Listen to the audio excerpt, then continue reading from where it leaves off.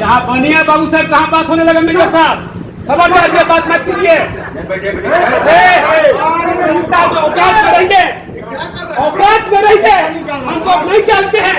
आकाई से झाड़ी में गिर गई हमको, इतना मत बोलिए। खबरदार, क्या जी? क्या करेगा तू? क्या करेगा आपको? तुम्हारी औकात क्या है? तुमको बाहर निकालने का हमसे आगे रहेंगे, औकात करेंगे जब बाहर निकलेंगे। यह वायरल वीडियो आरा नगर रामलीला समिति की एक बैठक की बताई जा रही है। इस वीडियो में आपने देखा कि किस तरह से नगर रामलीला समिति के सदस्य शंभुनाथ प्रसाद व रिटायर्ड मेजर राणा प्रताप सिंह के बीच बहस हो रही है, जिसमें औकात देख लेने से लेकर बनिया राजपूत और कई तरह की बातें हो रही हैं। इस जुबानी जंग में बीच बचाव करते हुए और दोनों लोगों को समझाते हुए नगर रामलीला समिति की अध्यक्ष अर्चना सिंह सहित अन्य सदस्य देखे जा रहे हैं। कहा जा रहा है कि इसी विवाद के बाद से नगर रामलीला समिति में अंतरकलह हो गया, जिसके बाद बुधवार को एक पक्ष के लोगों ने नगर रामलीला समिति के बैनर तले एक बैठक करते हुए कमेटी को भंग कर दिया। इसके बाद गुरुवार को संभावना आवासीय उच्च विद्यालय के प्रांगण में अध्यक्ष अर्चना सिंह की अध्यक्षता में नई कार्यकारिणी का गठन करते हुए संगठन विस्तार किया गया। इसके बाद शुक्रवार को एक बार फिर जगदीश जी के गोला में एक बैठक आयोजित की गई, जिसमें अर्चना सिंह और रिटायर्ड मेजर राणा प्रताप सिंह पर कई तरह के गंभीर आरोप भी लगाए। इस वीडियो को तो आपने देख लिया, अब सुनिए कि डॉक्टर अर्चना सिंह ने इस मामले पर क्या कुछ कहा। इसके बाद हम आपको सुनाएंगे कि पूर्व सचिव शंभुनाथ प्रसाद, मदन प्रसाद, आलोक रंजन सहित अन्य लोगों ने इस मामले में क्या कुछ कहा है। पर भी आरोप लगा है कि उन्होंने जाति सूचक। मैंने कहा ना कि जब अपनी कमजोरी सामने आती है तो लोगों में कमियां दिखाई देने लगती हैं, और वही चीज अक्षरशः साबित हो रही है। अपनी कमजोरी को छुपाने के लिए दूसरे को दोषी बनाया जा रहा है। एक वीडियो सर्कुलेट हो रहा है कि जिस तरीके से मेजर राणा प्रताप सिंह को एक उकसाया जा रहा है, उस वीडियो में देखा जा रहा है। वो तो आप लोग निर्णय करेंगे ना, आप लोग निर्णय कीजिए उसको देख करके। राणा प्रताप सिंह को फ्रेम किया गया है या उस तरीके से जिस तरीके से जाति सूचक वाली बात आ रही है, क्या आप खुद उसको देख लीजिए। हाँ, मैं वहाँ थी, इसलिए मैं बोल रही हूँ कि उस वीडियो को आप देख लीजिए और निर्णय कीजिए कि कौन गलत है और कौन सही। गोली मारने की बात कर रहे हैं, चप्पू जूते उठाकर मारने की बात यहाँ पर बात नहीं, ये सब चीजें गलत है। आप वीडियो देख लीजिए। अब आप सुनिए कि रिटायर्ड मेजर राणा प्रताप सिंह को लेकर पूर्व सचिव शंभुनाथ प्रसाद, मदन प्रसाद सहित अन्य लोगों ने क्या कुछ कहा। अब तो मेजर राणा प्रताप जी ने जो कहा वो तो अब उसका हम क्या वर्णन करें। में किस हैसियत से काम कर रहे थे? वो एक सलाहकार समिति के रूप में रखा गया था। नगर रामलीला समिति के सारे पदाधिकारी मेजर होने के नाते इतनी सम्मान हमको नहीं लगता है कि उनके घर में भी मिलता हो। कोई चाचा से पुकारता था, कोई मेजर साहब से पुकारता था, मतलब जो भी संबोधन था वो करते थे लोग, और बहुत सम्मान के साथ। कहीं माने कार्यक्रम तो हम लोग का 18 दिन का होता है साल में, ऐसे भी कहीं रास्ते में भी भेंट होते थे तो हाथ जोड़कर उनको प्रणाम किया जाता था, और उनके द्वारा जो कार्य हुआ आप लोगों ने सुना ही।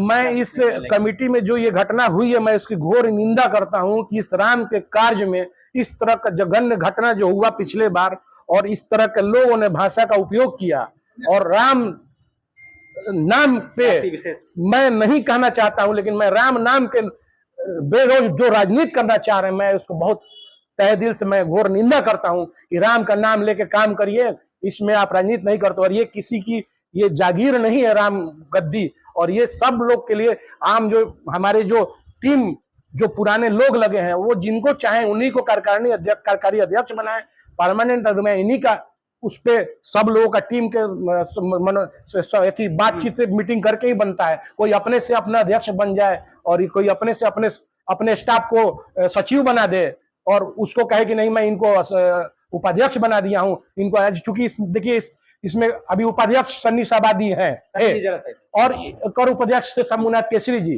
कहीं मीटिंग में इन लोग को नहीं बुलाया गया। जब हिसाब किताब चल रही थी, 1,38,000 रुपया हमारे अर्चना सिंह को निकला मैडम पर, वो स्वीकार भी किए हम दे देंगे। इसी बीच जब देखे कि मतलब कि 1,97,000 निकल रहा था, उसमें बात करते करते 1,38,000 पाया।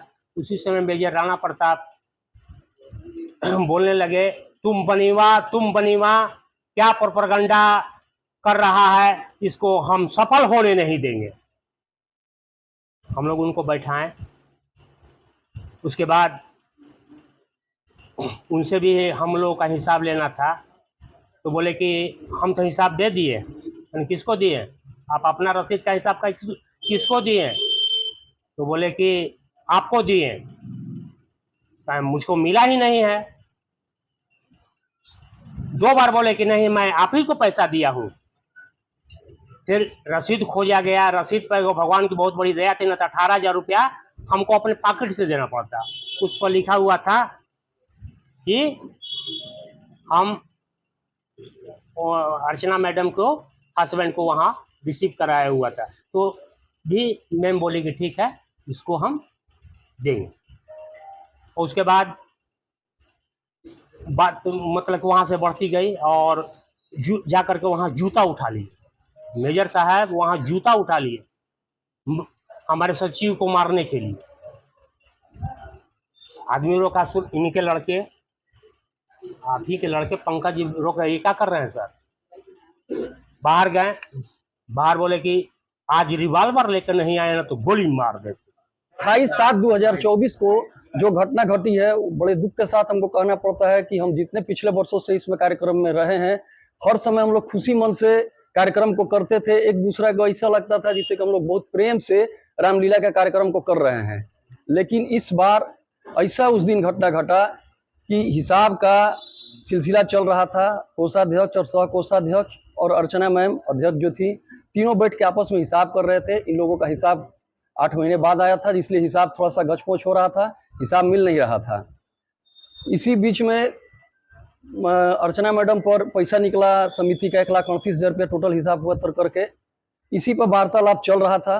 तभी मेजर राणा प्रताप सिंह के बगल में हम बैठे हुए थे। मेजर राणा प्रताप सिंह बोले ये सारा बनिया मिल करके जो प्रोपेगेंडा कर रहे हो, इस प्रोपेगेंडा को हम सफल नहीं होने देंगे। तुम लोग अपने आप को समझते क्या हो?